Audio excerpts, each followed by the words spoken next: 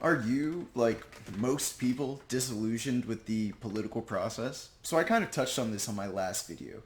There's nothing baked into the Constitution that says that a presidential candidate must be from the Republican or Democratic Party. Not a lot of people realize this, but these are two private institutions. They aren't baked into the fabric of America. In fact, before a lot of major reforms in the 60s and 70s to how political parties chose their nominee, only a handful of states even voted to determine what candidates would represent these two major parties. I know it's a foreign concept, but me and you could literally start a party, and the Biscuit Party. And if we were able to get this Party candidate on the ballot on all 50 states, we could literally have this candidate become president in 2020 if enough people were to vote for them. And that's the thing. I touched on why ranked choice voting is so important in my previous video to give people viability, so they aren't afraid that their vote's wasted. But let's do a little experiment to see, okay, what if people weren't afraid that their vote would be wasted and they voted for a third party anyways? Let's say I started this Biscuit Party, we started it, and its platform is largely popular with the American people. If just 5% of the American public voted for this Biscuit Party in the 2020 election, then in the 2024 election, we would get federal funding and ballot access so that we were able to get top-down candidates in every state, in every position. If 15% of the national public voted for the Biscuit Party, then the Biscuit Party next time around would have a podium right next to the Democrats and Republicans during the next nationally televised debates. Just imagine the sheer level of accountability, having a vision completely different. I mean, the arguments are often pigeon-toed now, like when you see Republicans and Democrats on the stage, I'm for abortion and I'm against abortion because this and that. But having another party right there would hold both of those accountable. They couldn't just pander to their respective bases. They would have to speak to the remaining 100+ million people that don't usually vote in the elections because neither party satisfies them. It would be a complete game changer. And that would just take 15% of the voting public to vote for this third party, for our Biscuit Party. And if 25% of the American public voted for the Biscuit Party in this election, we would fundamentally change the face of American politics because we would pose a viable alternative to the major two parties. It would no longer be a third party. It wouldn't be known as a third party. It would be known as the Biscuit Party. Or whatever we decide to call it. It would be the Republican Party, the Democratic Party, and the Biscuit Party. Other parties coming in would be a fourth party. It would gain national prominence. And let me point out to you just how easy it would be to do this. It may seem like this fundamentally difficult struggle that, because the thought process is so entrenched in our minds that we have these two major parties that we have to select between. But get this, 108 million people did not vote in 2016. 108 million people, a third of the American public. That's nearly more than twice what Hillary Clinton and Trump received individually. They both got around 60 million votes. We have enough people to do this. In fact, if those people voted for a third party, they would demolish the other two outright. But we're talking about 5, 10, 15% of the American people voting for a third party to fundamentally change the way we think about politics. For our political parties that do exist to be much more responsive to the working class and the needs of the general public. There's a famous quote from the 60s, another time of activism and unrest, saying that we're not outnumbered, we're out-organized. Just imagine if this small fraction of the sleeping beast of the American public, a lot of whom are disillusioned with the political process because it's so unresponsive to their needs. Just imagine if we woke up a small sliver of them, 5, 10%. To be able to come up, stand up, create a party, whatever the party may be, the working class party. Stand up and fight back against these political parties. It doesn't even take much. Just having another voice on stage, even if they do not rise to political prominence, having 15% of the vote and having another voice on stage would be enough to fundamentally change the way we look at politics. And just to show you how this is not a crazy, outlandish idea, just to show you how having a third party can change drastically how we think of politics, and how what's seemingly radical now may not be so radical for generations looking after us. Do you know the last major third party candidate to win the presidential election? Guess.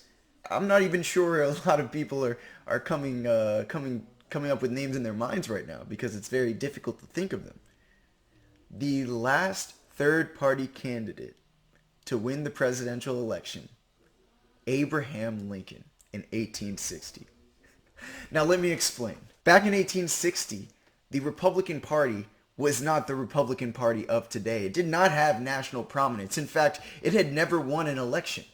And so it was, we had the Democratic Party, which rose to prominence with Andrew Jackson in the 1820s, and then we had the Whigs and a lot of other parties coming in and out, weaving in and out. But the Republican Party put their candidate Abraham Lincoln in 1860. He won the election and changed the history of this country. Arguably one of the greatest presidents, if not the greatest president in United States history, was at the time a third party candidate. The American people are thirsty for an alternative. I mean, just looking at the two options, Trump has a very enthusiastic base, but it's not huge. It's a smaller enthusiastic base. And Joe Biden has a lot of people that are like, he's all right, I guess. No one is enthusiastic about Joe Biden. 0% of people. It would take literally anyone to run a prominent third-party campaign. And if they were able to generate enough enthusiasm, get 5, 10, 15% of the national vote, they don't even have to win. If they can just generate enough of the vote, that could lead the door for the next election in 2024, where 5%, they get national funding. So down ballot candidates in the biscuit party or whatever party, 15%, a seat at the table, a seat at the debate stage with a nationally televised audience pointing out the real differences. Because a lot of people in their minds have this dichotomy of like, half America is like this and they want to take away everybody's guns and are for abortion, and half America is like this and they want to give everybody guns and they're not. When economic issues are so often swept under the rug because both parties are corporatists. There's really only one party and you're not invited. And a lot of times the most bipartisan bills are agreeing on corporate bailouts and screwing out the working class.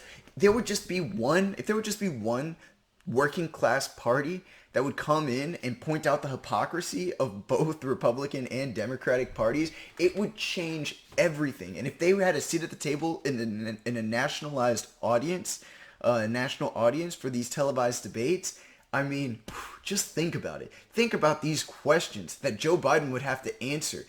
Speaking to a room of wealthy donors, of Comcast donors earlier in his campaign, saying that nothing would fundamentally change if he were president. He said that. Look it up.